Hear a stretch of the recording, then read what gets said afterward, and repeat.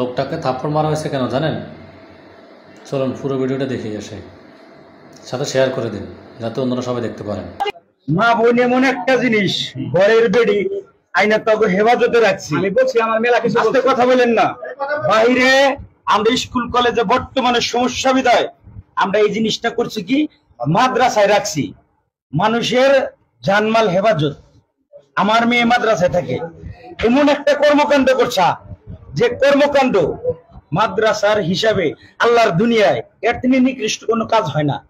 একটা মেয়ে তার বাবা মা এই জায়গায় রাখছে, ওই বাথরুমে মোবাইল সেট করে রাখছে।